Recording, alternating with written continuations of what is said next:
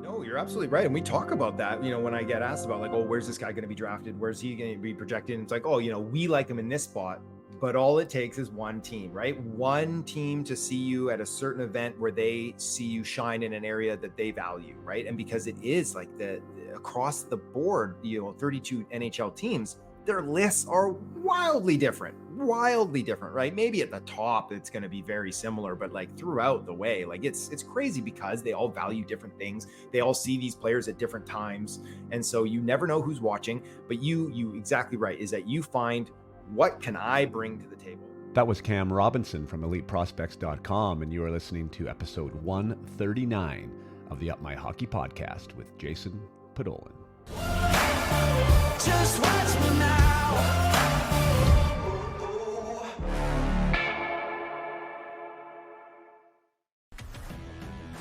Welcome to Up My Hockey with Jason Podollan, where we deconstruct the NHL journey, discuss what it takes to make it, and have a few laughs along the way. I'm your host, Jason Podollan, a 31st overall draft pick who played 41 NHL games, but thought he was destined for 1,000. Learn from my story and those of my guests. This is a hockey podcast about reaching your potential. Hey there, welcome back or welcome to the Up My Hockey podcast. This is episode 139. And today you are going to be listening to a conversation I had with Cam Robinson. Cam Robinson is a member of Elite Prospects. That's eliteprospects.com, or EP, as sometimes is known in the industry, which is essentially your database for anything hockey related when it comes to stats and or tournaments and or rosters. It's similar to, one of their competitors, which, whatever I can say here, of course, is Hockey DB. Now, the difference between Hockey DB and Elite Prospects, or at least one of the main differences I see, is that there are no youth athletes or amateur athletes on Hockey DB. So once you become a pro, Hockey DB will cover you. Elite Prospects starts at the grassroots level, which I think is super, super cool. So they'll start, representing players as soon as they get to a league that they cover. So there are a lot of 13-year-olds, 12-year-olds, even down to younger ages. I believe that they start as young as the Brick tournament every year. We'll cover your stats, where you played, who was on the roster, what your goals were, assists were, penalty minutes, so on and so forth. And it's exciting. One, is exciting for the players to see themselves on the internet, that their stats are tracked, and it's also fun for parents to see. And it's a great resource and a great tool for recruiters out there, whether you're an evaluator for a junior team or some type of a spring program or college scouts. I mean, you can pull this up and you can see in a snapshot what this person has done and where they've gone, which is a lot of fun. And Cam is a key piece of this. Cam Robinson, my guest today, he is director of content for EP, and he's also director of film scouting. So he does a big part of watching the amateur draft each year, the participants or the players that are eligible for the amateur draft, and he's a key piece of the absolute encyclopedia of media that they put together for their draft, their draft document that the Elite Prospects produces every year. Cam was at the draft this year on the floor, covering the draft. He gets to do his own picks for EP, and is out there watching everybody. And so it's fun. So this conversation was a lot of fun. Anytime I have a chance to talk to evaluators, to scouts, how they watch the game, what's their approach when they sit down, how often they see a player, what they look for, what stands out. This should be like music to your ears if you are a young athlete out there, or a parent, or not even just a young athlete, like any hockey player out there. How are you graded? How are you evaluated? How can you do your best to stand out from a mix of 40 players on the ice on any given night? And that's what a lot of this conversation centered around. We do talk about Elite Prospects, as Elite Prospects is one of my partners with UMH 68, and along with Up My Hockey, we have joined forces as they're going to be part of the sponsorship element there.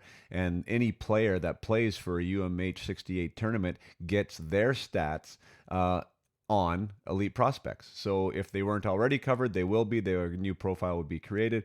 Most players are already on there, and their tournament stats will be included on Elite Prospects, which is a really cool thing, not only for UMH 68 to be recognized, as there are a lot of tournaments out there, as I'm sure most of you know, from east to west, all across North America. And Elite Prospects doesn't just pick anyone to partner with. They only choose to participate with the best, and and the ones that they feel have the most credibility. So that's a really great honor for UMH 68 and anyone who plays in it, for me. And it's also great to align with such a company that is really, in my mind, giving back to the game. It's really cool the way they're going to the grassroots of it.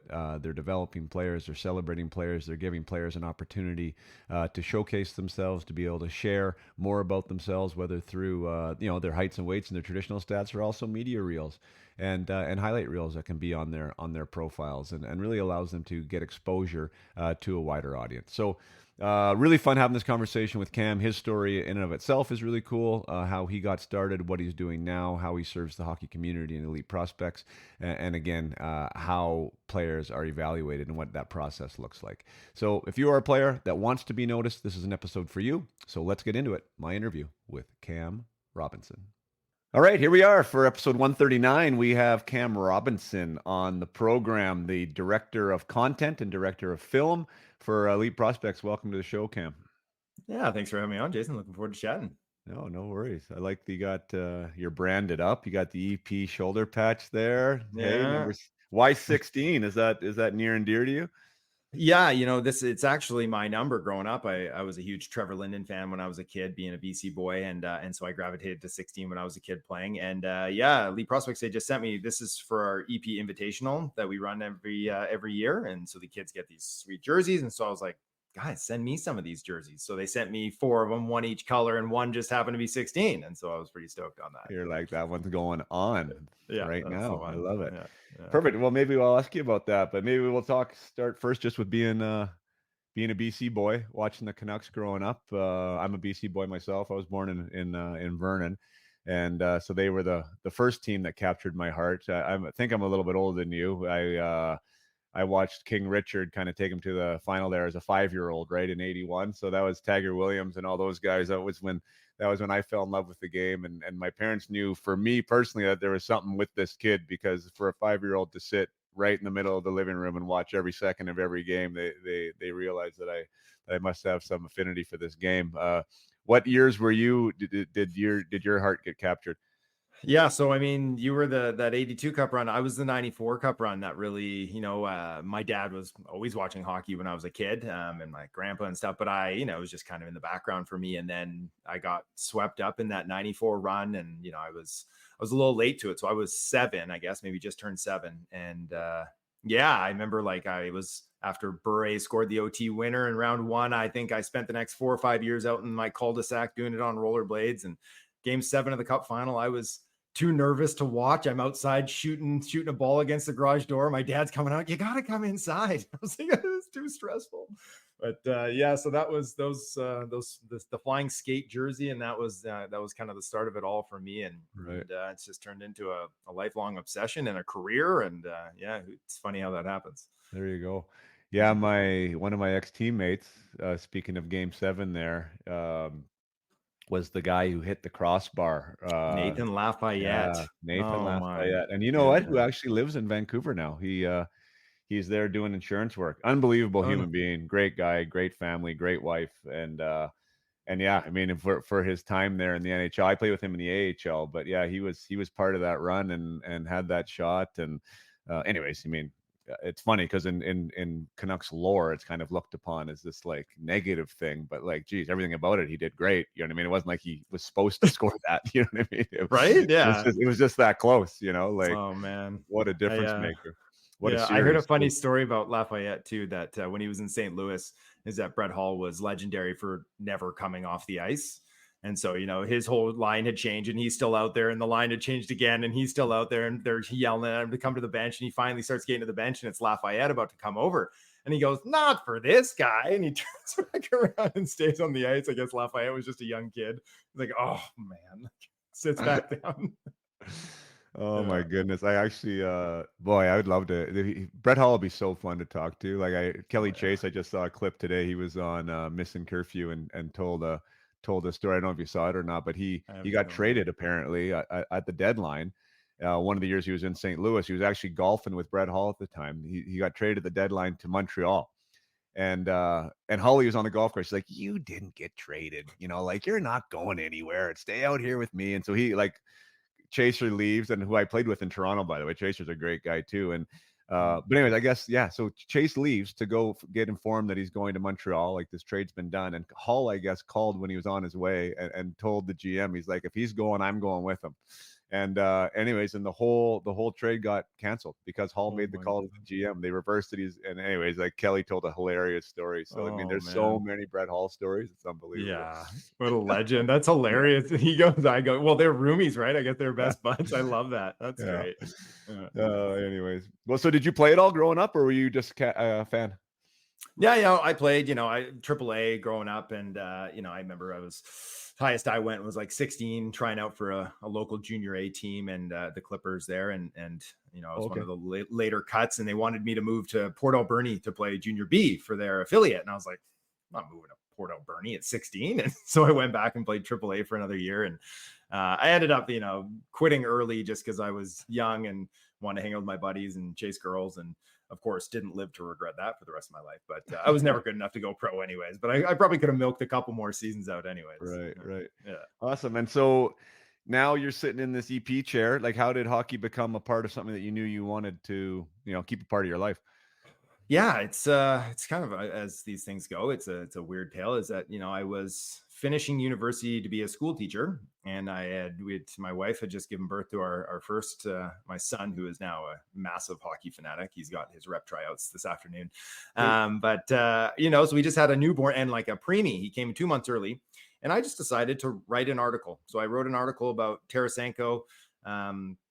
And Jaden Schwartz. And I just used some like advanced stats and just some interesting. And I sent it into this website, Dauber Hockey, the site that I like to go and read. And I was like, I don't know if you guys are interested, but I wrote this. And they're like, this is great. Do you want to work for us? And so by work, it was, volunteer basically, like the Yeah. pay was, maybe buy yourself a cup of coffee every week on what they were paying me. Right. And so, I negotiated with my wife that, when I'm done schoolwork and baby's in bed, I'll write these articles. And so I did that, and I hustled, and I kind of EP noticed, and they offered me a gig, and then they made me exclusive. And then this will be my second year. I was able to walk away from teaching after 10 years and do this full time. And so now I work from home, and I watch hockey, and I talk about hockey, and I coach hockey, and it's like my entire world revolves around it, and I couldn't be happier. Oh, that's fantastic. I love Yeah. that. I love that grind piece too, because so many people aren't willing to do that, so congrats on you for that. Oh, thanks. Yeah, it was there was definitely some grinding for sure. I'd be sitting there instead of marking or prepping, I'd be writing an article and then trying to mark some math homework and right. Yeah. So it's Yeah. but it paid off in the end. So Yeah. Well, mm. Kevin Peterson, he was like my very first guest, episode 1, and he's now a pro scout for, well, not Utah, pro, he's an right? amateur scout for Phoenix or Utah.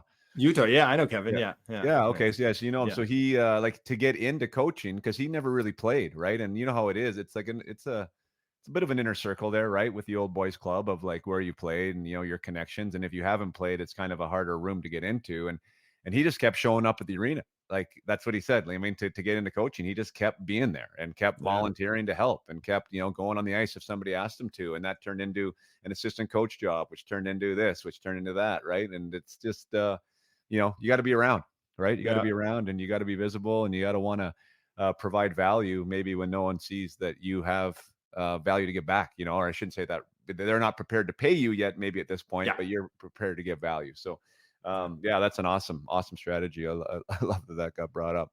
Yeah. What, with elite prospects, and we talked a little bit of this offline before we started. I mean, I'm excited to be involved with elite prospects. They're obviously a big name in hockey. My tournament, the UMH 68, is something that they wanted to partner with me on, and part of that was us having a conversation about elite prospects. So I'm really cool. Like I love what they're about. I love what you guys are doing. Maybe we'll start with that EP Invitational. What is that event, and where is it hosted, and what's it all about? Yeah, so with the invitational, it runs every year, and it's something that we're really proud of. It started out as just a 2-team thing, and it found some success, and we moved it up to being 4. We do it every April, I believe, and it's at Michigan State's arena there, Mun Arena. It's got 68 players. They come, they show their stuff. We got scouts in the stands. We got, high level, you pull all these high level players from AAA prep schools, all these different places that are looking for, exposure. They're looking, can I find myself a Div 1 scholarship? Can I move on to the CHL? Like, can I look to, end up being drafted? And, so we've had some players end up being at the Invitational and then working their way into NCAA or CHL and then getting drafted. So it's only done it for a few years, but the success stories are starting to build up and we're starting to bring in more and more talent. So it's a really cool thing. They get the exposure, they get, kind of the sweet jerseys, and they get the whole Elite Prospects environment, and they get to meet some of our big wigs. And it's just a really cool event for some of these players that we, at EP, we've kind of started to try to mold ourselves into what we're calling like the gateway to hockey, so kind of like your LinkedIn profile for hockey though. And so, because not everybody is just going to walk into the CHL and then a first round draft pick and then sign their ELC, is that like for a lot of guys, it's, grind it out through some junior hockey, maybe getting the ECHL, and then you're moving overseas and you're trying to find a new home. Or for kids that are, coming out of their high school and they're like, I'm not good enough to play D1, but maybe I can go play D3 somewhere and build my way up that way. And so, we're kind of a matchmaker in that regard. And so we offer players the opportunity to, take control of their profile a little bit and add basically like a resume to sell to recruiters and to coaches and to scouts. And we know it. Like, I have many contacts in all sorts of different leagues, and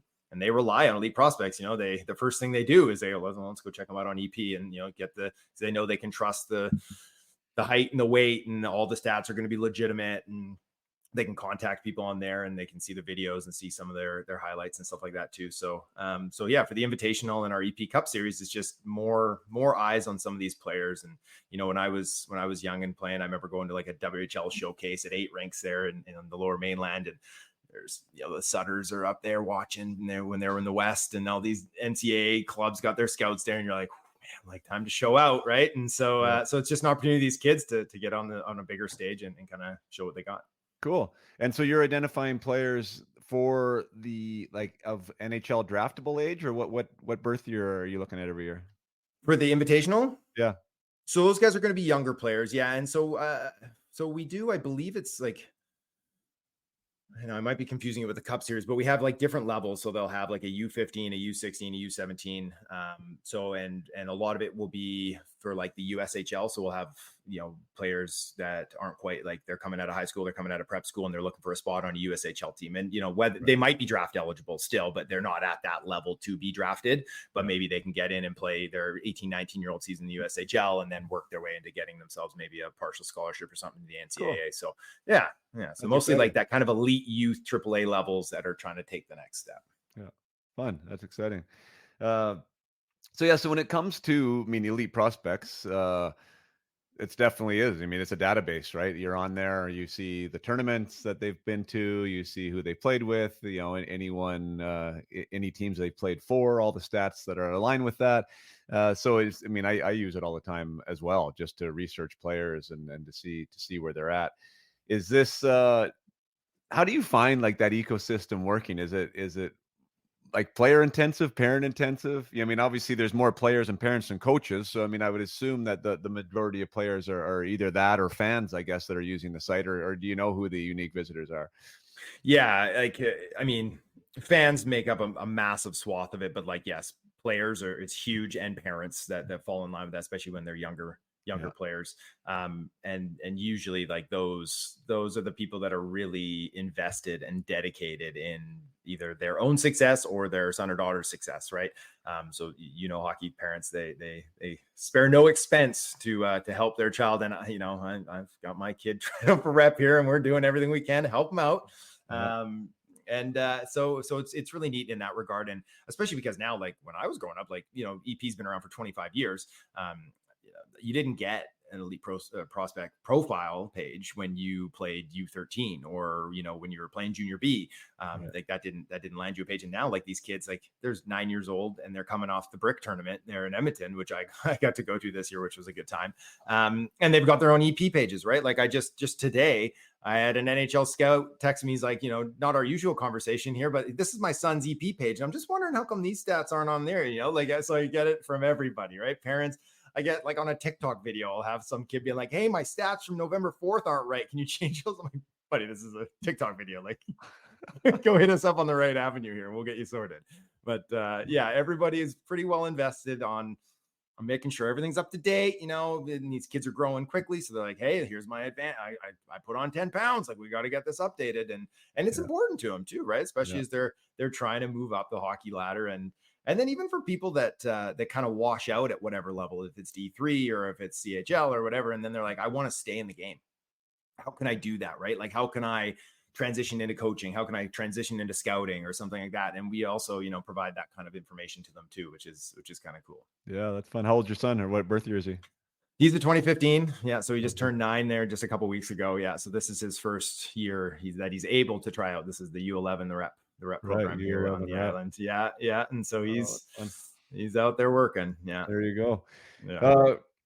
What you're involved with the director of film film scouting. Talk to me about that aspect or that arm of EP, because I did take a look at the 2024 NHL draft guide, and it was extensive, to say the least, super robust.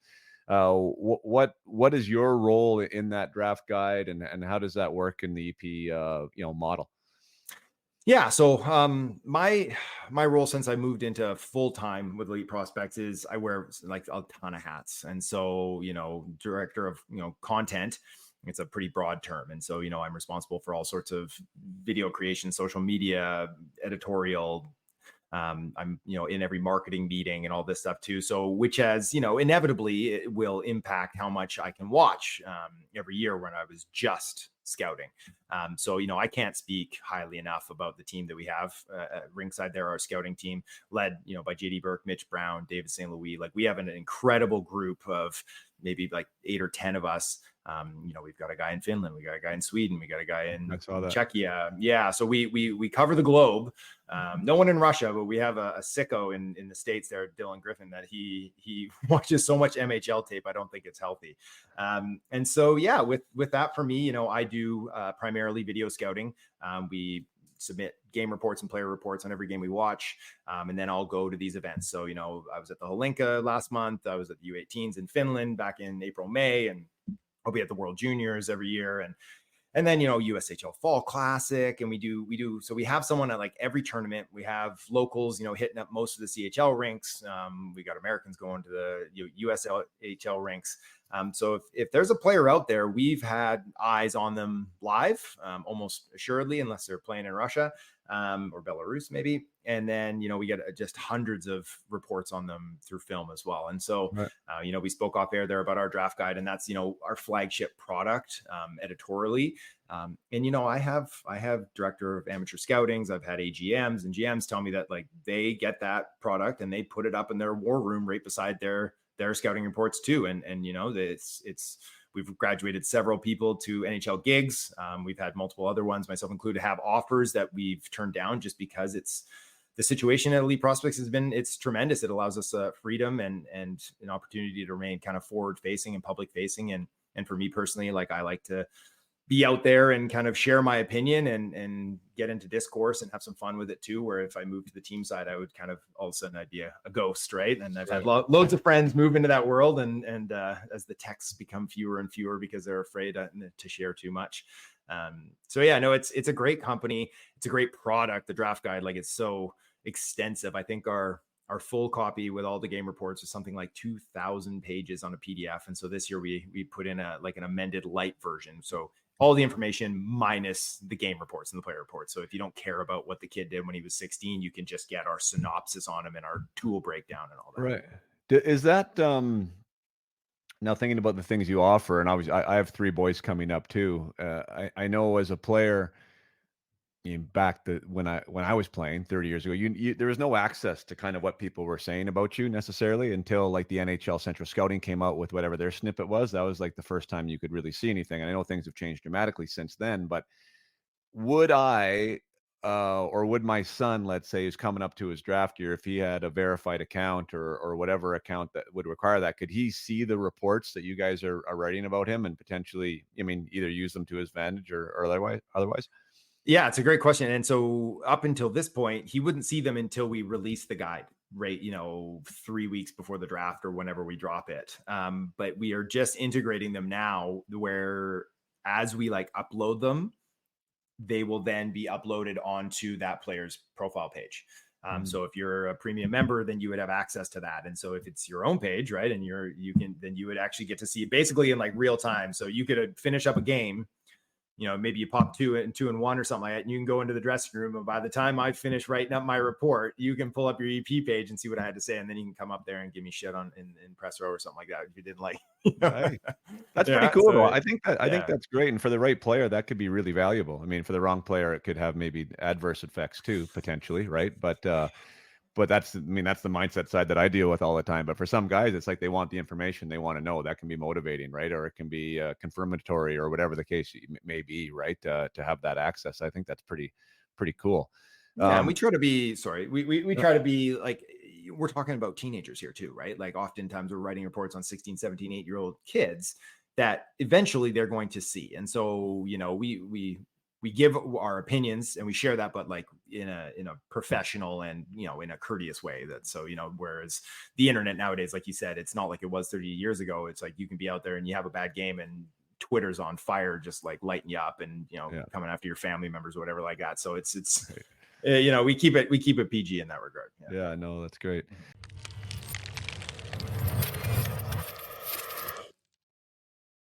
Take a short break from the episode to remind you that if you are a hockey player and you are looking to get noticed, you are wanting to be scouted, to be evaluated, to be recognized for a future opportunity, then you should be also working on your mindset. Half of what we are talking about here with Mr. Robinson is the idea that we need to provide value to a team. In order to do that, you have to understand what you are. You have to excel at something. You have to be great at something and confident in something. And you also can't have any glaring weaknesses as well. Oftentimes, our mindset is not supporting that goal and that dream of being evaluated and playing somewhere in the future. Oftentimes, we are unclear on what we are great at. We are unclear on how we provide value. We're also clear on how to be confident enough on the ice to exhibit and showcase that value, which is why people like me exist, to help you figure that out. So if you are someone that wants to work on their mindset, wants to take the mental fitness, the skill of mental fitness to a new level, to understand some tools to put in your toolbox that can help you grow to be the best player you can be, I have programs running consistently around the Peak Potential Hockey Project, which is my mindset program that I designed, that is online, that is 4 weeks long, that can be taken in one of three ways. One, by yourself. It's called the solo mission. Two is the guided mission. That is with a like-minded peer group from all over North America that will be taking the program at the same time as you are.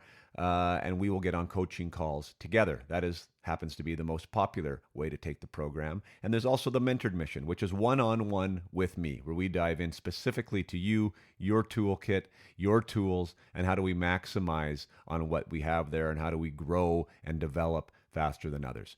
So mindset is the new competitive advantage. It is the next thing. It is something that you should be looking at, diving into, and practicing if you want to be your best player. And if you want to do that, you're in the right spot. Upmyhockey.com is where you can find out any of the things that I just chatted about. If you are listening to this episode essentially live when it first drops, we have a guided mission, lucky you, starting in 1 week, dropping on September 30th, 2024. You can check my website for any upcoming launches of guided missions. But yes, we are 7 days away from a launch. There is a mindset quiz in the top right corner of my website. It allows you to take a 5-minute quiz to get a letter grade on where you are standing at right now, and potentially to talk about those results with me and see if you are the right person to get involved in my mindset program. So with that being said, let's get back to the conversation with Cam Robinson.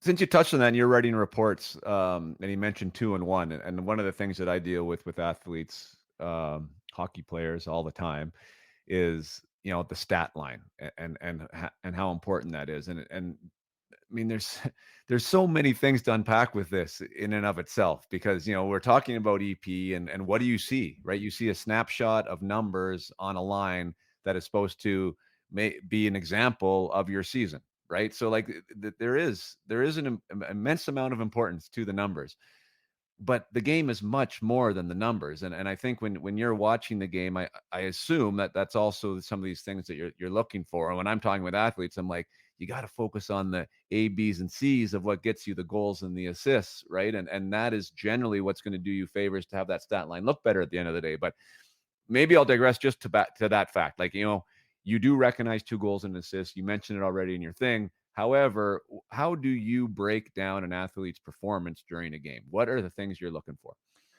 I mean, to be honest with you, like I'd say like half the time in a report, I'm not even mentioning the production, right? Unless it was something like, oh, and at the end of the day, he had 4 primary helpers, right? But I've already probably talked about what he did to be successful to set up those plays. And so, yes, at the end of the day, numbers will matter, right? Especially if you're like a high end player and you being compared against other high end players, it's like, yes, this guy's got all these tools. He's so speedy, he's so smart, but why doesn't he produce, right? Like that would be a question mark, and you'd be like, that would kind of put you. But for the most part, it's like I can watch a player and he can get no points, and I could be far more impressed than the guy who did pop 2+1. So first thing for me, it's skating. Skating is everything at this point in the game. If you can't skate, you can't keep up. But I mean, as important as that is, there are ways to be successful even without that pillar. And eventually you're going to have to get it to a certain level, but then it's intelligence, right? So are you able to look 2-3 steps ahead? Are you assessing before you go retrieve that dump in, right? Do you know which winger wall is going to be clogged up, and can you break that coverage when you're under duress? And so being able to think quicker than the game, the level that you're at, is going to afford you all sorts of opportunities, right? It's going to set you up for some space to make a play yourself, to move it with your feet, to move it with a pass. So skating and IQ are massive. Obviously, puck skills are great. They're fun to watch. They help you produce a big shot, all those things. But like for me, that's like secondary on the hierarchy of what we're looking for. And my evaluations they've evolved, and I hope they continue to evolve, right? Like I feel like I'm a far better talent evaluator now than I was 5 years ago, and a big part of that is asking questions, listening. So I'm fortunate enough to have a whole bunch of professionals who've been doing this for 25, 30 years, that have high ranking positions to bounce things off of, to pick their brain. And so that's what NHL scouts are looking for too. They're looking for people who, and right on that top hierarchy is, effort, right? Do you look to the heavens or slump your head when something goes wrong, right? Or do you get back on the back check?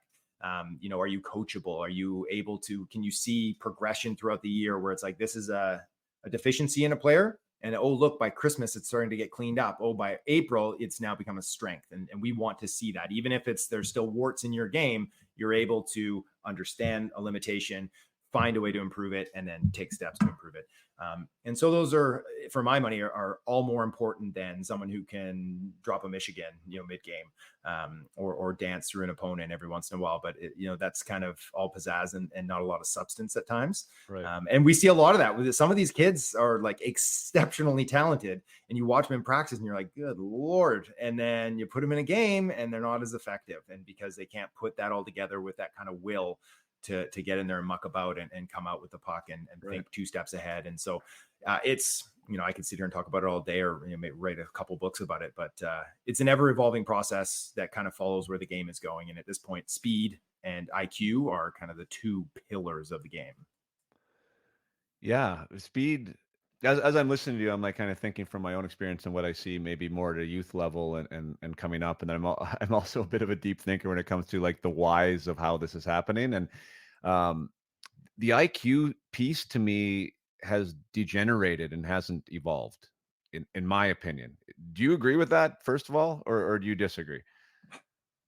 I think in some ways I do agree with you. Is that because, like I just mentioned, is that like there's a lot of players that are just like hyper focused on individual skill, which is counterintuitive to being an intelligent player. Because Right. I would say 9 times out of 10, the best play is to move the puck. Right? You hear it from every minor hockey coach you've ever had, is like, you can't skate faster than the puck. Right. Yeah. So if you can move the puck effectively and recognize time and space on ice, then you're going to be effective and you're going to be able to pick apart defensive schemes. And so in that sense, yes, I would agree that as there's parts of it, but then there's also, because there's just like some of these kids are coming up with so many ice sessions, like skills coaches, and they're getting looks at higher levels at such, they're coming up and they're so nuanced and they're so polished at such a young age, where I think that is something that is fairly new in the last 10 to 15 years, and it continues to come through. So yeah, it's yes and no. And that's sort of what I've seen. I think that there's been such an emphasis on individual skill development, and I mean physical skill development. Yeah. And also, I think that it correlates with the new YouTube, TikTok, splash highlight generation, right? Like even at the NHL level, right? Like everyone loves the one where the guy skates to the neutral zone and beats the defenseman and then beats the goalie, and then it's a beautiful goal, right? Like he's probably skated the puck past 3 options, at that point, and isn't really the best hockey play. The funny thing is with McDavid, I will have a caveat there. When he does that, there's usually nobody open. Yeah. You know what I mean? Like, and he can do what he wants. That is the best hockey play for him, right? Yeah. But I think kids are so conditioned to see that this is what they're supposed to do that there's very few people that are actually looking for time, for space, for the opening, how to draw guys, how to draw 2 guys to give to somebody else who doesn't have anything, right? And for me, when I'm evaluating, it's like I love when I see that, because it's like, boy, this is relatively rare. And if he does have a skill set package that goes on with that head, it's like, boy, I'll hitch my carriage to that pony any day of the week. So anyways, that's me, my evaluation. But you also talked about effort, and you also talked about, these things like body language. Now, these are things that I preach, right? I call it mindset. I mean, some people would call it character, but to me, it falls under the umbrella of mindset and kind of the holistic athlete, which is super important to me. Now, I do watch for that, and it does mean something to me. Do you think, like, is there a divide when it comes to things like that, as far as body language, attitude, how they treat teammates? Like, how much is that overlooked? How much is it emphasized? Does it depend on the organization? Like, can you give me your summary of that? Yeah. So, and this comes into where we talk about like film versus live viewings, where when you're in house and you can really key in on a player and you can watch him off, whereas if it's on camera and they move away from that player, you don't get to see how he reacted to a bad play or when he gets to the bench after missing an open net and stuff like that. So it's funny because there is almost like, it's like a double-edged sword, where if the player is like someone like JT Miller, right, who's like considered like a really emotionally invested player, he's fiery, and he can sometimes push it a little too far, right, yelling at his own teammates or like overreacting, and that's okay because he's a fiery spirited player and you want that in the playoffs, right? Versus if it's a really like skilled player who maybe isn't laying the body, isn't hard on the back check, isn't killing penalties, and he's breaking his stick over the goalpost because he missed an open net, or he's back on the bench and he's pissed off because he didn't get enough shifts. Now it's character, right? Now he's got poor character. Or one player could be a leader and he's showing why he's a leader, and the other one is selfish and not a team guy. Right. So it is true. They both can be true, they can. And usually you're going to know that from being around the player, being around the team, being around the organization, because you can tell when someone is a leader and he's doing it maybe to fire them up, right? Maybe it's a flat game and it's like, you know what, I'm going to break my stick over the boards here and it's going to wake you guys up, right? I'm already awake, I'm going, versus it being like pouting and doing it because something's not going your way. So it can definitely be true, but as you're that's kind of once you're in the pros, right? When you're coming up, it's like you want to, especially if you're not pinged as an A-rated prospect, it's that you need to have everything going on your side. And so if that is leadership, you better make it clear that it's leadership, right? You're picking your spots very calculated, right? Which is difficult to do when it's an emotional thing. But yeah, so especially at an elite youth age, like I don't want to see, like, if you blow a play and like you look up like this, it's like that kills me, because I'm sure I did it a bunch too, right? But the thing to do is to put your head down and get going on the back check and make up for that mistake, right? And then check, like scouts notice that a lot more than they're going to be like, yeah, you missed an open net, I saw it, we all saw it, but it doesn't do you any good to look up and stare at the sky. Put your hands on your head, right? Or go back and kick the door closed or whatever, and you're all pissed off. So yeah, character, that whole mindset, I think is really, really important, and something that I feel like kids are being at least coached at a younger age, the importance of it. Whether or not they can really harness it and grasp it at such a young age is so difficult to do. But you're just hoping to at least get those lessons in them early enough that they can find a way when they start to mature and get control of their emotions a little bit through their Yeah. teenage and 20s. Yeah. Yeah, definitely. I mean, there's an emotional maturation that happens. I mean, I think we at our age we recognize it in ourselves, even right that it happens. But a lot of the time with the work that I do, like there is a foundational element to like why that response is happening too, right? Like are they could be embarrassed because they missed the open net. They could be, they could be worried about what other people are thinking of them when they miss the open net. They could be really pissed off at themselves because they're a super, super competitive kid. You know what I mean? Yeah. And that's the way they respond. So it's like for me, like the psychology of that is super interesting. And and it's not a one size fits all, right? So, I mean, so I think that's the really interesting part about scouting is like, how do you attach that emotion to that personality and what does it mean, right? Because if he is super competitive, it might look the exact same as the guy who's really selfish and wanted that hat trick, right? Um, did you watch Mathis Preston play at all in his Bantam draft or at all at any point? No? No, no, I don't get to see those kids with the young puck preps age ones. Yeah. Right. So yeah. So, anyways, just for I was going to bring him up just because I think he was third overall, and then he played at OHA. It's just, and he went to Spokane, which is my alma mater, right? So, like, I Yeah. did follow him a little bit, and I don't know him from Adam, but he's a hell of a hockey player, and he also is an emotional player, and watching him like that'd be an interesting one because I did hear that there was people that thought that maybe potentially selfish, maybe emotionally Mm, immature. Like what I saw was like a firecracker. I saw a kid that like really wanted to do amazing and was super competitive and just hadn't really got to the spot where he could smooth that out yet, yeah. And for me, I like that because I think in the game there needs to be a little bit more of it for the most part. And I like to see that competitive nature, and I'd rather celebrate it than try and extinguish it. So, how do you feel with that compete aspect, like in today's game? Again, I've seen a little bit more recently at that level, like a WHL camp that I went to, some discussions with people that have been to them. Geez, it's a different game when it comes to that in my mind. Like, is compete something that's celebrated in your evaluations? In mine, it is absolutely. And you look at some of the most successful people, and not even in sport, but in life in general, and they are often highly confident, right? The self-belief is like through the roof and highly competitive. And like in hockey, like we don't just like, accept it, we encourage it, right? Like this is like, it's all these references to like it's like war, right? You're going into the corners and you're against your enemy and you got to come out with the puck no matter what. And it is like it's little one-on-one battles all over the ice right from the face-off. And it's like you need to be hyper competitive. Every puck is yours, right? They have the puck, that's my puck, I want it back.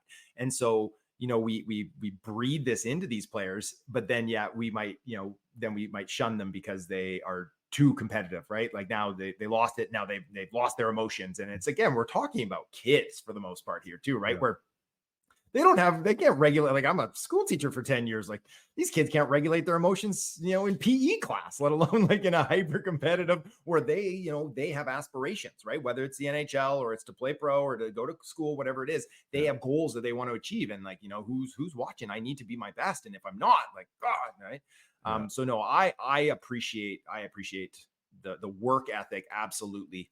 And then, which is something I've gotten a little bit more throughout this, is getting an opportunity to like sit down and like get to know these kids even a little bit. And they're so well trained for the most part, but I find that like I can have just like more like flowing conversations with them where it's not like, hey, we're sitting at the combine and you got your GMs there and you got your suit on and you're trying to give canned answers as best you can. Is that you try to get in to know the players, you talk to the coach about them, see what kind of player they are, right? Like, and are they in the gym? Are they doing extra stuff? Because basically, like, having a skills coach and shooting 100 pucks a day, that's bare minimum for elite junior hockey, like youth hockey these days, right? Like, how hard are you working? Are you already interested in your nutrition, right? Are you making sure you're getting your enough protein a day? Are you hitting the weight room? Are you taking rest days when you need them? Are you being smart about it?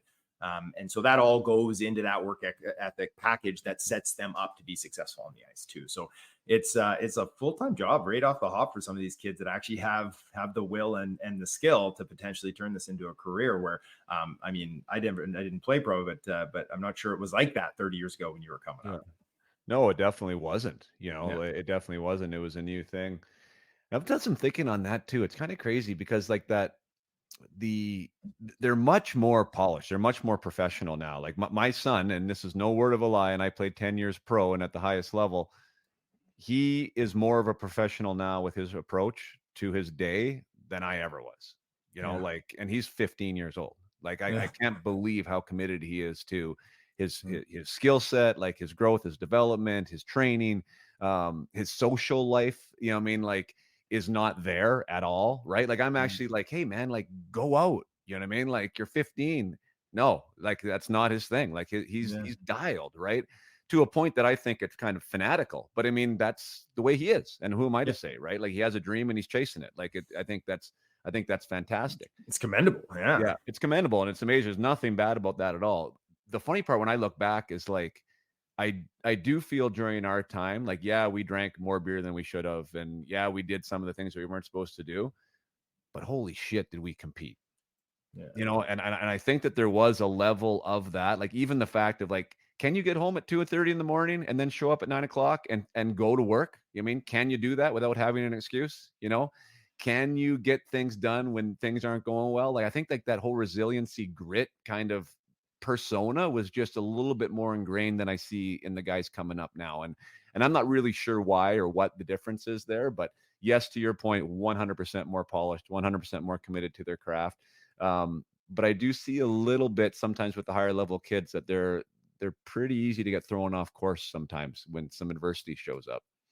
Yeah, and I think, and this is obviously painting a generation with a broad brush, and that's not for everybody. But again, from my work in hockey, from my work as an educator, is that, there is some entitlement, I would say, in this kind of next crop of youth coming up, where they do expect everything to kind of the path to be nice and paved for them Yeah. too, right? And it's true, right? Like, just even in regular life, could you go out partying that night and wake up at 6 a.m. and go to your job and do your job well, and then go do it again that next night? Like, do you have that in you where now I'll just call in sick, right? Take the easy road or whatever.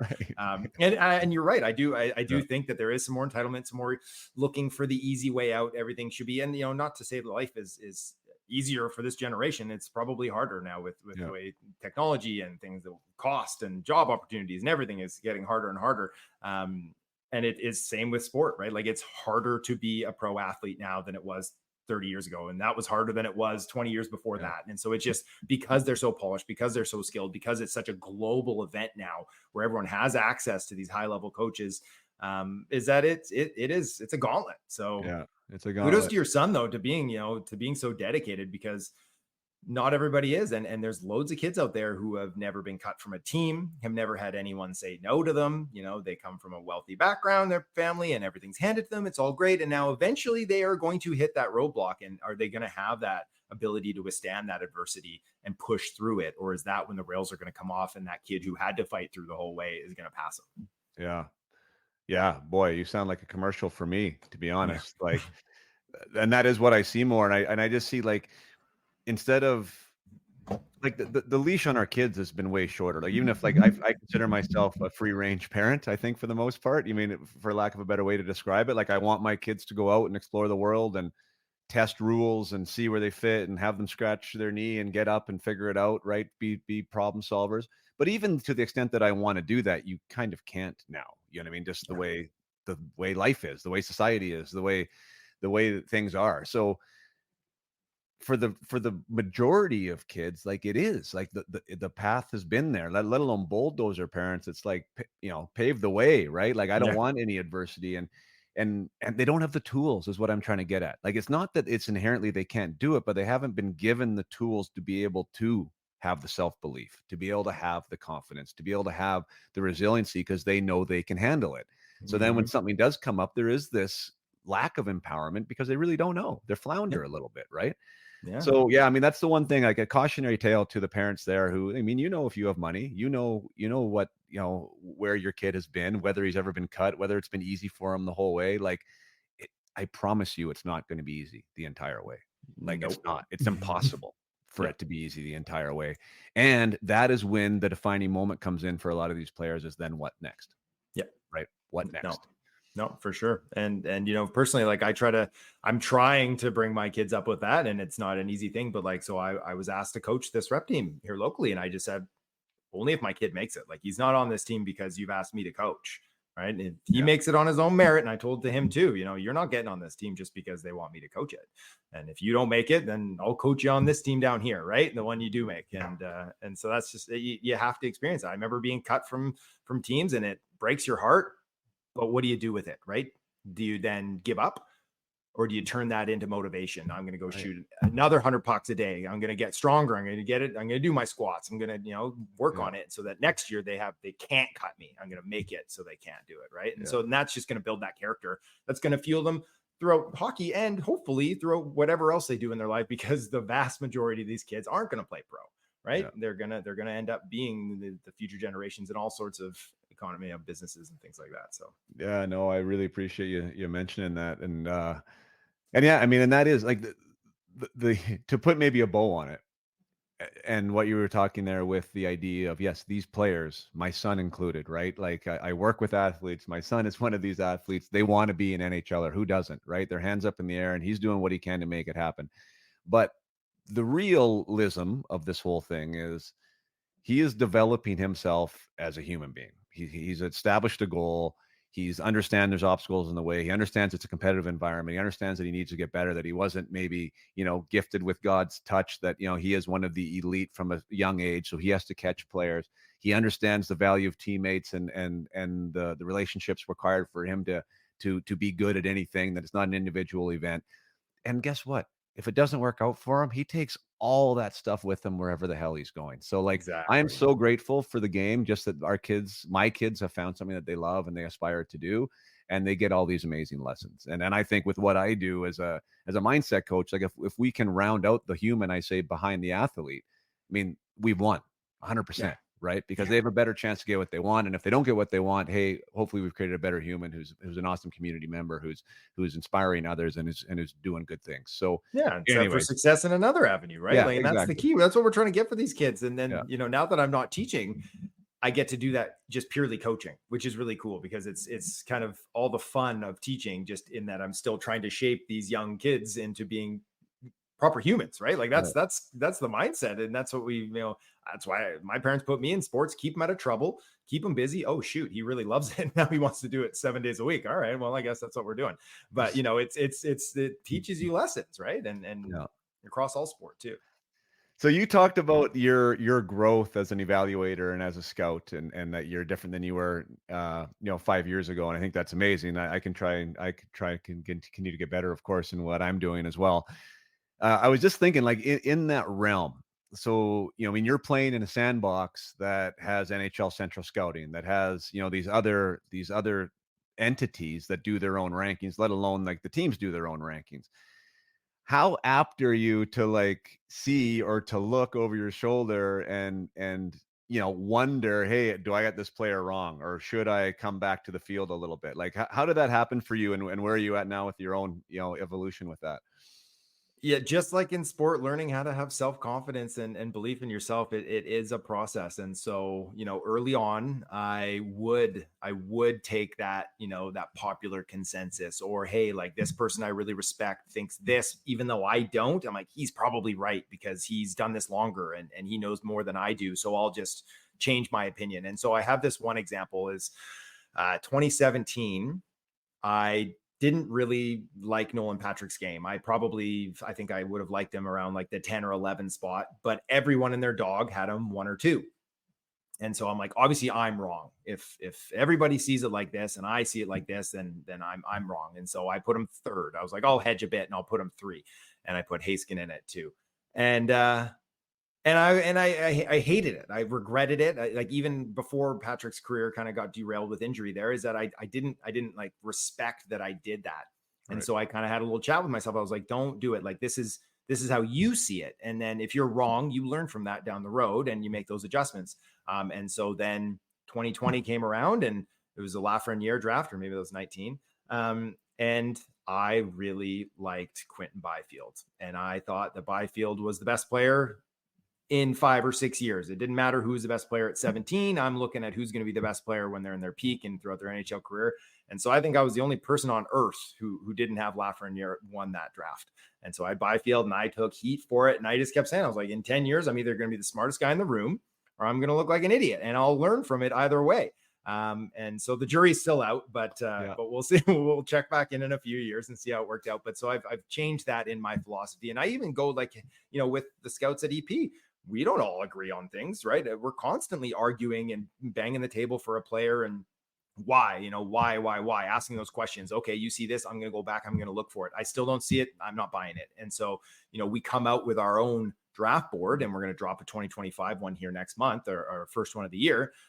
We've already got like over 1,000 game reports on this class already, which is crazy. Wow.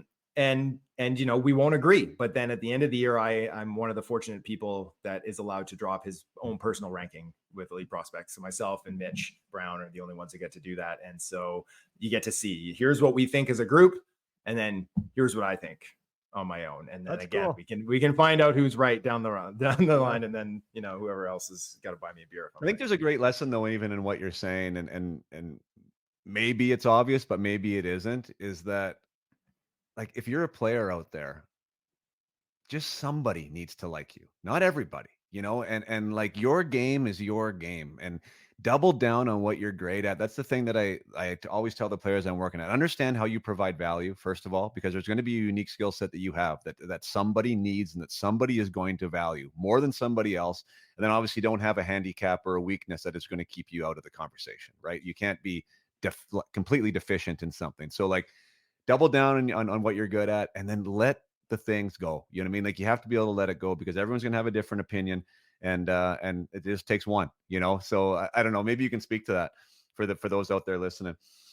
No, you're absolutely right. And we talk about that, when I get asked about like, oh, where's this guy going to be drafted? Where's he going to be projected? And it's like, oh, we like him in this spot, but all it takes is one team, right? One team to see you at a certain event where they see you shine in an area that they value, right? And because it is like the across the board, 32 NHL teams, their lists are wildly different, right? Maybe at the top, it's going to be very similar, but like throughout the way, like it's crazy, because they all value different things. They all see these players at different times. And so you never know who's watching, but you exactly right, is that you find, what can I bring to the table, and how can I best maximize that, right? So if you're a stay-at-home defenseman, who cares if you end up with 12 points in the season?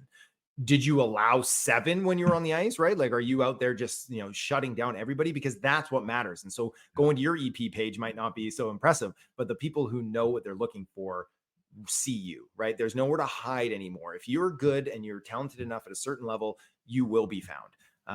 And so, and that's just, and that's again, believing in yourself and having an understanding of what you can and cannot do. Right. And that's another thing that I look for, is that like this player understands where they can succeed and they maximize it, right? They understand their limitations and they try to limit how it impacts their game.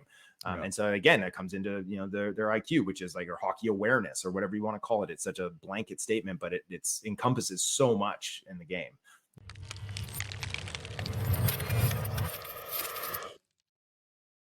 Just going to take a short break from episode 139 with Cam Robinson to give a shout out to our sponsors here for this episode, which is Elite Prospects, the gateway to hockey. Online since 1999, EliteProspects.com is the #1 statistical hockey resource. Serving over 1 million unique visitors weekly, it offers the most informative hockey player database on the web and has the most reliable transaction tracker available. For youth hockey players, EP is your very own online showcase to highlight your achievements and help secure future playing opportunities. Coaches, scouts, and schools at every level of the game consider Elite Prospects their one-stop shop to discover future stars. Hockey fan crazy about the NHL, the draft, and your team's top prospects?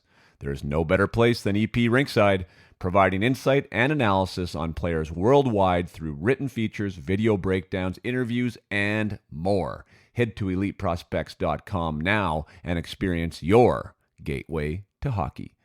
Now let's get back to episode 139 with Cam Robinson.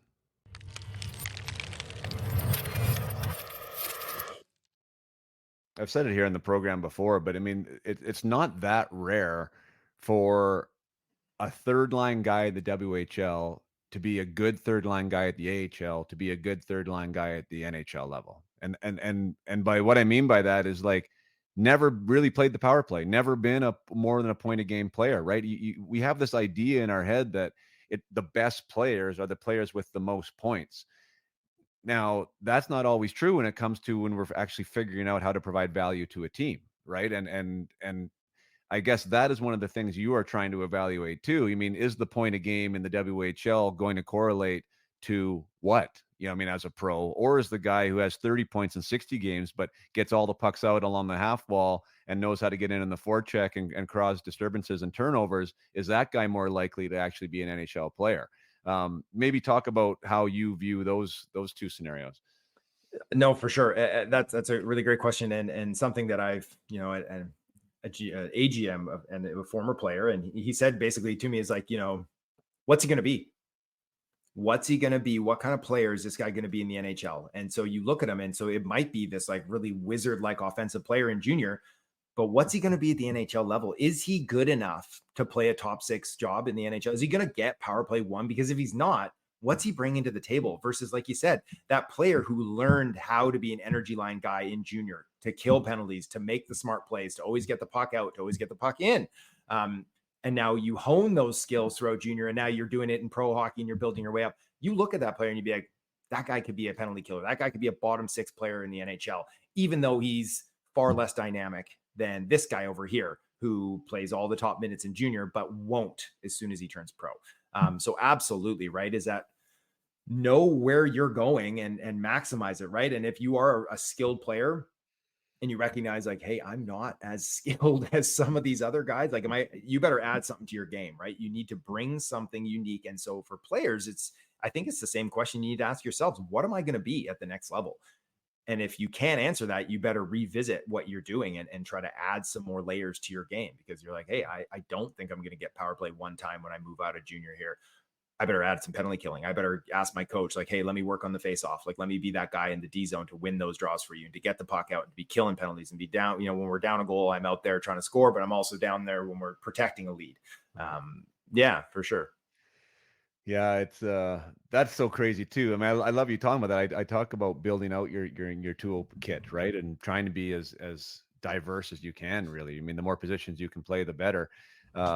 It's also tough to put ceilings on kids though, too, isn't it? Right? To say like you can't be this. I mean, I think the vast majority of guys who are power play guys in the WHL and see themselves in the top 20 in the scoring leaders, there's never been any reason for them not to doubt that they could be a top guy in the NHL or AHL, right? They don't think that way.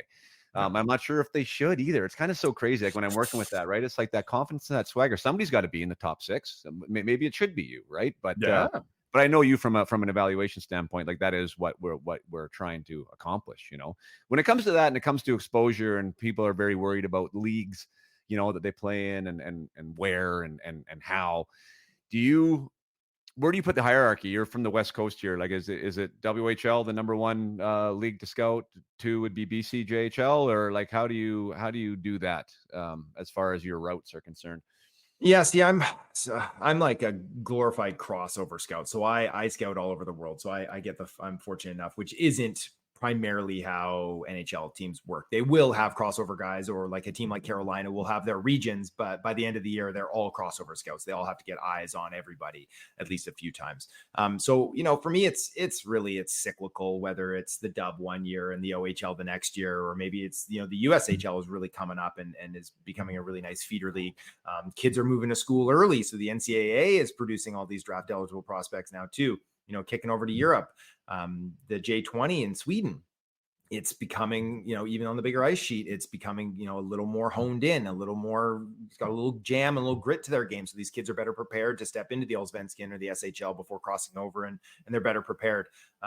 Finland was really coming up. And I see like dark times coming out of Finland right now, is that, they've got a few classes that are going to be really underdeveloped on skill. And so a country like Slovakia or Czechia is climbing up that ladder. So you're like I said, is that don't worry so much about where you're playing within reason.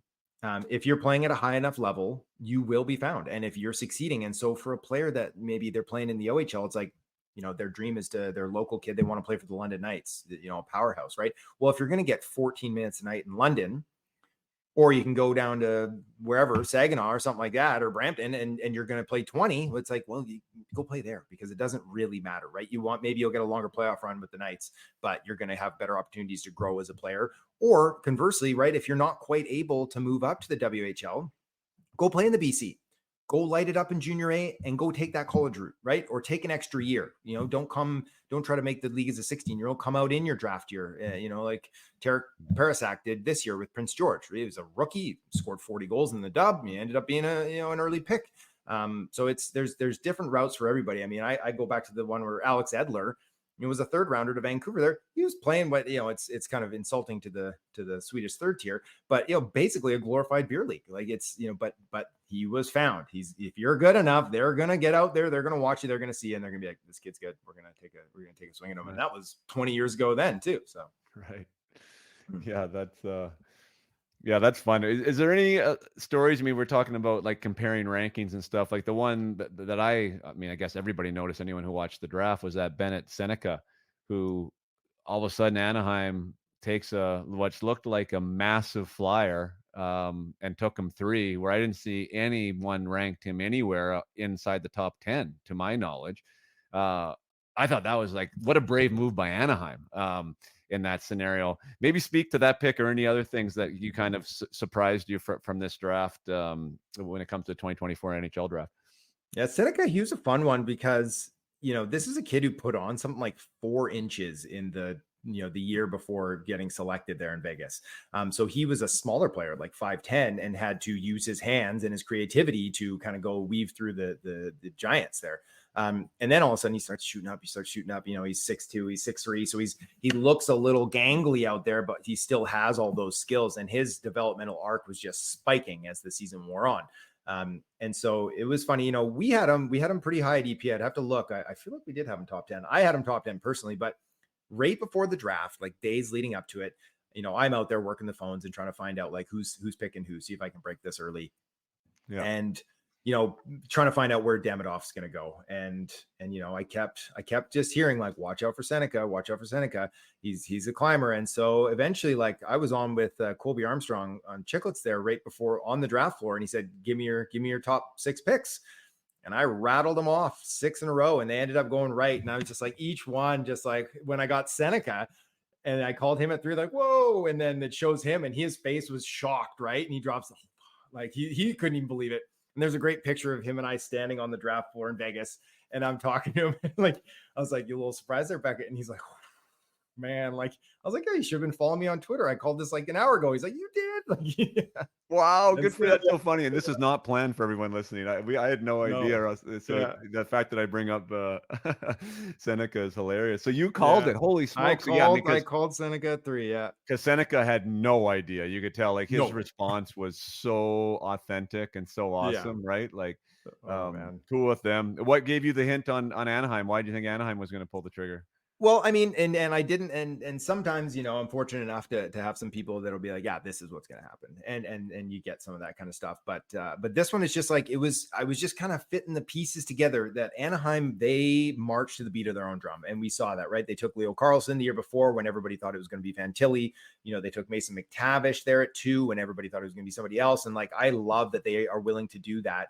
And I had heard that they had, gone out and watched him a lot down the stretch. And that they were interested in that type of player. And I just kind of like, it wasn't a for sure when I called it, but I was like, I like the chances of this. We knew Caden Lindstrom to CBJ was like nearly a lock. That was kind of the worst kept secret in hockey at that point. And that meant that Demidov was going to fall all the way to Montreal, and whether they were going to take him or not, that was kind of a question too, after passing on Mishkov the year before. And so just kind of fitting all the puzzle pieces in, it made sense. And then Utah with TJ Ginla there, I was just lucky to kind of throw a dart and be like, watch out for Teach here, and landed at 6. So I was harassing Jerome to see if he's like, I don't know who's going to pick him. He couldn't give me anything either, but yeah. Right. Yeah. So put on your GM hat now. I've always thought this was interesting. The one I thought was really interesting was when Sider went. That was a few years ago, where I mean, a lot of guys didn't have him till like late in the first round, like 20 something. And Yzerman stepped up and took him 6 or whatever it was there.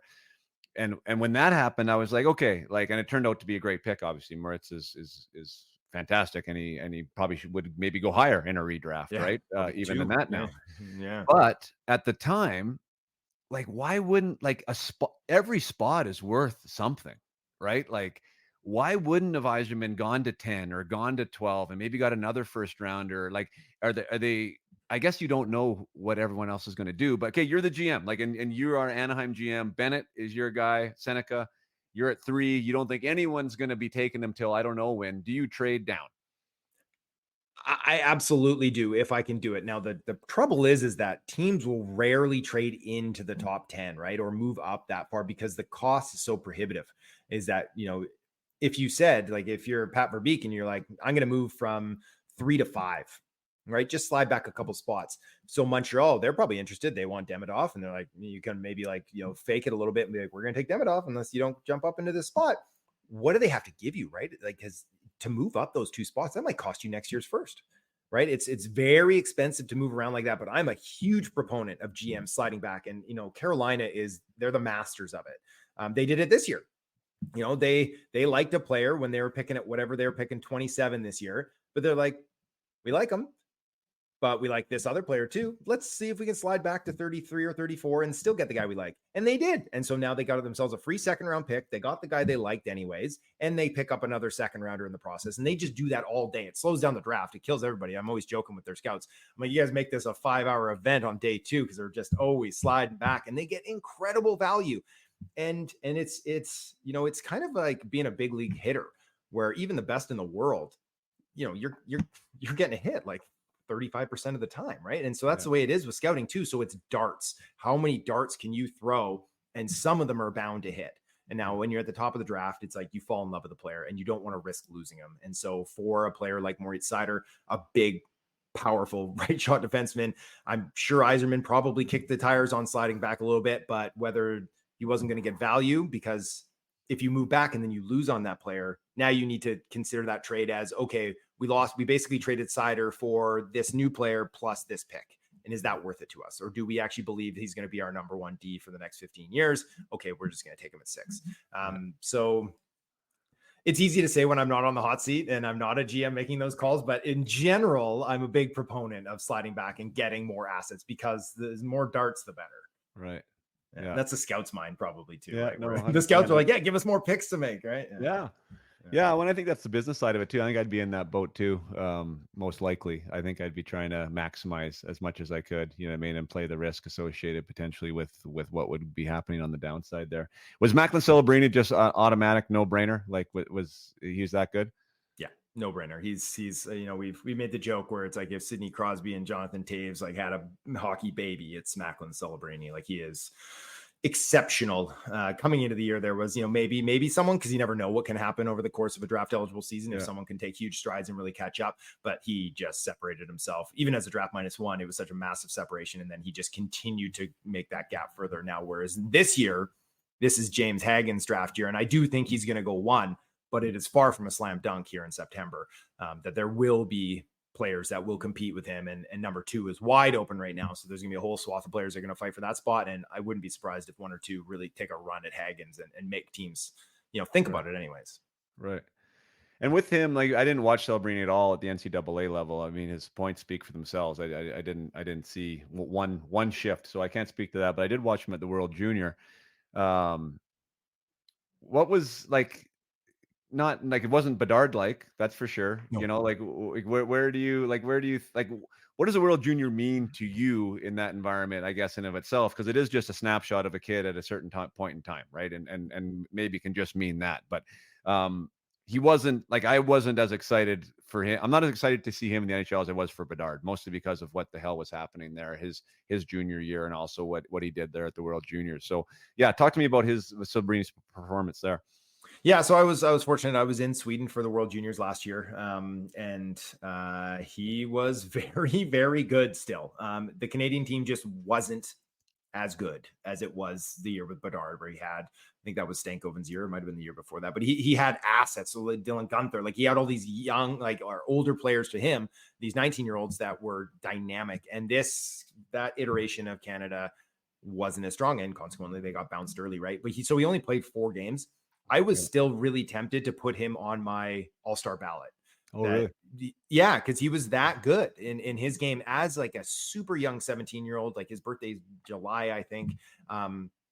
He's just turned 18 now. Like he was the player on that Canadian team. He was strong, he was smart, he was positionally really sound, defensively really strong, and he did have some wow moments. But let's not get it twisted. He is not Connor Bedard offensively. Now, at the end of the day, when you're looking at them and they're 25 and 24 years old, or 28 and 27 or whatever, there's a world where Celebrini could be almost as important, almost as impactful with his all-around game.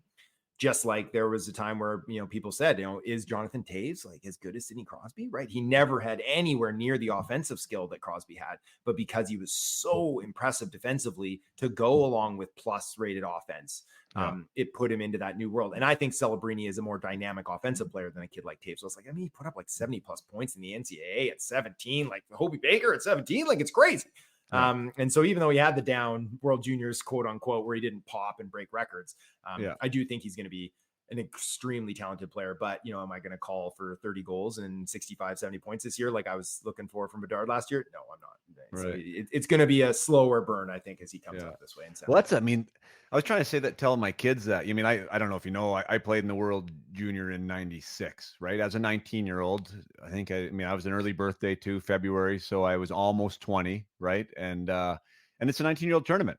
For the most part, for these guys that do play in that at 17 against the best 19-year-olds in the world, right? Like 2-year difference, and for them to do that well, like what Bedard did that year was absolutely like mind blowing to me. And I'm not even really like, I wouldn't call myself a Bedard fan. Like I like him, you know what I mean? But it's not like I'm a fanboy of him or whatever. But like that whole thing was like crazy to me that he could do that in that competition. It was like, how could you not deny him, right? It was like, well, this is just crazy. So he has to be that good, I guess. Yeah. Yeah, he has. Like we didn't see McDavid do that at the same, we didn't see Crosby. Like nobody, like basically since Gretzky, or, like has a 17 as a draft eligible to really just go bananas like that. It is unheard of. So I'm not were you part of the 5 in a row, the Golds? Yeah, we were the 4th. Yeah. You're the 4. Yeah, nice. I was wondering if that was 4 or 5. Yeah, that must have been a heck of a time. Yeah, it was fun. It was our year, which was really cool. Actually, it was the first year that it went to the current format, like with the semifinal, final. Yeah. Or actually, I don't think there was a quarterfinal. I think there was a bye at the time. You got the bye, the semis against Russia, and then we had Sweden in the final. So that was fun because there was actually like, a gold medal game, and previously there wasn't, right? So we had the first gold medal game, which was super cool. And obviously some great memories from that. Again, Les lives down this road from me, and I see him here from time to time. And he was the top forward in that tournament, and Jose Theodore was there. Anyways, whatever, a bunch of good players, right? It was awesome. definitely a career highlight. When it comes to this year's draft, you mentioned the name. Where's that guy even from? I'm not that familiar with this year's draft class yet. Hagens. Yeah, James Hagens. He's an American kid, so he's played with the program there, U.S. national team. The last 2 years, he played with the under 18s, and so I was in Finland for the World under 18s there last spring, and like, good Lord. He was incredible. So he broke the records for points in single tournament scoring, dynamic throughout the entire event. And it was basically him and McKenna. So Gavin McKenna for the Canadians, who, is still a draft -1 now. So he was a D-2 then. And they were going head to head. And then in the gold medal game, maybe the best game I've ever been to live. Canada was down 3. This kid, Trevor Connolly, took a bad penalty, got a major, and Canada scored, and then scored again, and then ended up taking the lead, and they won it. And McKenna was dynamic and got, I think, 4 or 5 points. And so he didn't end up passing Hagens for the points, but, they were going head to head. But, I got a chance to like spend a little bit of times with Hagens too, and, really polished speaker, intelligent, you can tell players gravitate to him. And then like highly, highly skilled. So now he's off to Boston College.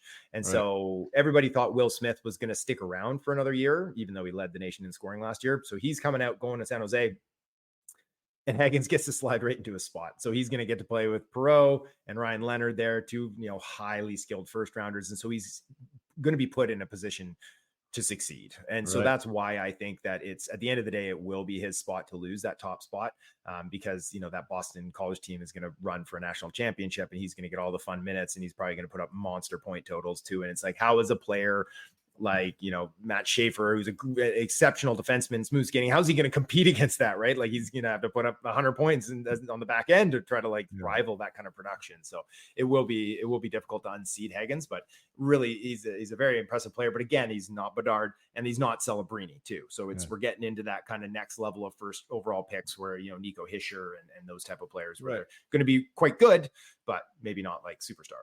Who's the top Canadian or the top couple Canadian? Well, probably Schaefer. He's my favorite. So defenseman there playing in the O, and I just saw him at the Holinka, and he was incredible. Like, so he was a rookie last year, obviously in the OHL, and the skating is like supreme. Like it very, very elusive skater, and loves to jump in the rush. And again, so it was Gavin McKenna and him were. McKenna was basically like he was looking for Schaefer every time he was on the ice, even though he was a defenseman. So because they were the best players, and so they're working off of each other. And so he's a really talented player. Roger McQueen, he's like a 6'5" power right. I believe he's a right shot center, playing in the West. Yeah, Brandon, that's right. And then Porter Martone, really good kid. He was the captain of that U18 team for Canada. 6'3", power winger, has some electric to his hands as well, but like. I think he's going to develop into more of like a two-way with some offensive, like some high-end offensive upside too. And another just like great kid, hilarious kid. It was funny after they won the U18s, the game ends. We're at the rink until midnight or whatever, and then got to be at the airport at 4 a.m. to catch our flight home from Finland. And so there I am, and TJ Ginla was on that team, and so Jerome was over working with Calgary and watching his son, and so I'd been hanging out with them a little bit, and I run into Jerome and we're laughing and talking, and no one slept yet. And we get there, and so I'm hanging out with all these Canadian kids, and Martone's giving me the championship trophy. So I got a picture of me in the airport holding the U18 trophy, and then we're all on the flight back together, and I'm sitting next to him, and a really good kid too. So those guys are probably going to be looking at most of the top 5 this year, barring some kids really surprising and jumping out. Oh, that's cool. That's great. Maybe last question. So just for, I don't know, I think players would be interested, maybe parents too. You show up at a game, let's say, I don't know, what would be a good league? It doesn't matter. BCHL, WHL, whatever. Do you just circle the 17-year-olds or like, how do you do your reports? Because there's a lot of players on the ice. I guess not everyone's draft eligible, of course. So that's going to narrow it down from what you're looking at. There's going to be 16-year-olds there. There's also going to be 18-year-olds there that maybe weren't drafted the previous year. How does that look like for you, and how do you key in on who you're going to be writing about? Yeah, so teams will do it differently. So some teams expect a report on everybody, whether it's a sentence, like even if it's a kid who's been drafted, because that then goes into the pro scouting side of things, and maybe we'll look back on that in 5 years if we want to trade for him or sign him or whatever. But for me personally, I key in. I usually go to a game with like a few players in mind that I really want to watch. And then they're all going to be draft eligibles because I have my hands full with just the current draft class, but you can't help, you're watching the game, right? Yeah. So if someone's doing something really well or something not so well, then you're going to be making notes on them too, especially if it's a young kid, like a D-2 or a D-1 coming up.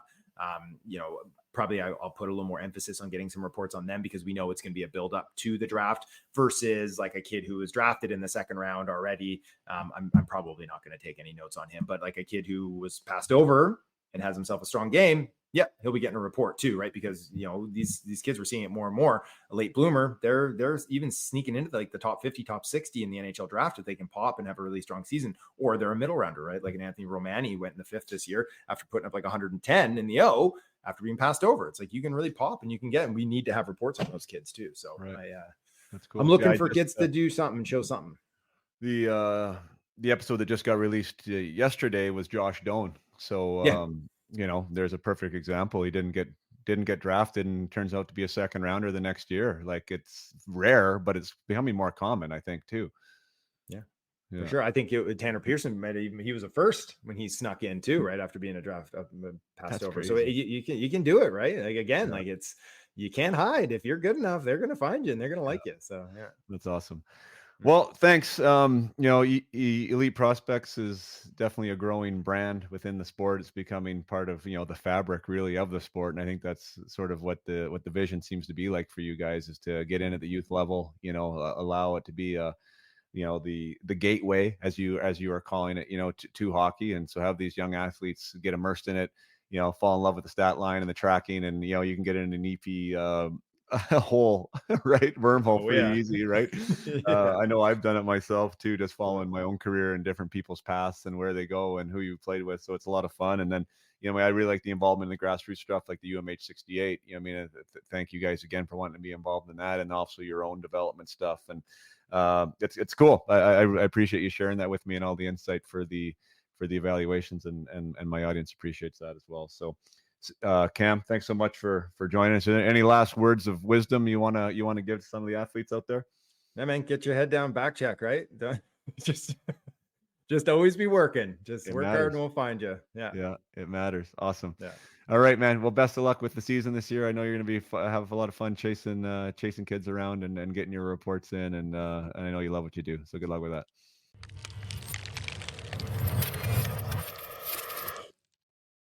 Thank you for listening to this episode. Thank you for being here till the end, and thank you, Cam, for being a part of it.